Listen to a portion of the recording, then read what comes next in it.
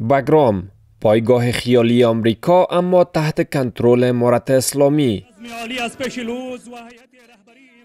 دونالد ترامپ رئیس جمهور آمریکا در اظهارات اخیر خود گفته است که می‌خواهد پایگاه هوایی باگرام را پس بگیرد. حالا ما با افغانستان صحبت می‌کنیم و این پایگاه را دوباره می‌خواهیم و بسیار زود می‌خواهیم. با تازگی ملا حمدالله فطرت معاون سخنگوی امارت اسلامی در اعلامیه‌ای که منتشر کرده نوشته است: در تمام گفتگوهای دو جانبه برای آمریکا روشن شده است که برای امارت اسلامی استقلال افغانستان و تمامیت ارضی آن از هر چیز با ارزش‌تر است. در اعلامیه هشدار داده شده است که آمریکا نباید تجربه‌های ناکام گذشته‌اش را تکرار کند. امارت اسلامی افغانستان بر اساس اصول شرعی و سیاست خارجی متوازن و اقتصاد محور روابط مثبت با تمام کشورها بر پایه منافع دوجانبه و مشترک می‌خواهد. در تمام مذاکرات دوجانبه با آمریکا روشن شده است که استقلال و تمامیت ارضی افغانستان برای امارت اسلامی از هر چیز مهمتر است. بر همین اساس یک بار دیگر یادآوری می شود که بجای تکرار تجربه های ناکام گذشته باید راهکار عقلانی و واقع بینانه اتخاذ شود.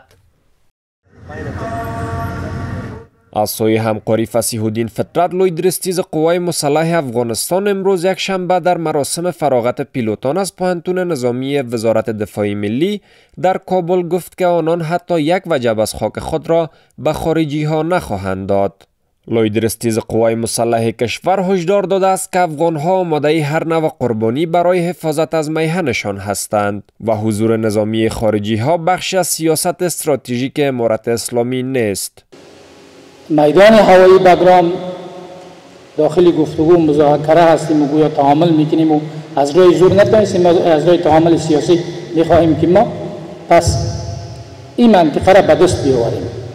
اینا برای هموطنای عزیزی خود، برای مردم افغانستان، برای مردم مسلمان افغانستان اینا ما اطمینان میدیم که در برابر خاکمان یک وجب خاکمان، یک بلیس خاکمان با کسی تعامل شود، این چیزی است که هیچ امکان نداره و امکان پذیر نیست.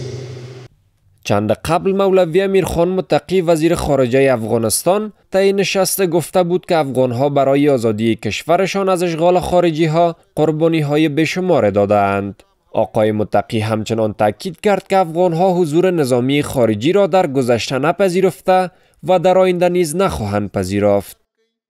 افغانان هم درک کوي او تر ټولو مهمه دا چې اسلامي امارت او مسؤلین هم درک کوي که اسلامي امارت له بهرنیو ځواکونو سره د موجودیت تعامل کولای، هغوی منلای، بیا د شل کال قربانی د پلکونو شهیدان د څه دپاره که چېرته افغانانو د کوم نظامي ځواک حضور په افغانستان کې منلی نو د پخواني شوروي اتحاد به یې منلی وای، دا دومره هجرتونه و کړاوونه به یې نه ګالل.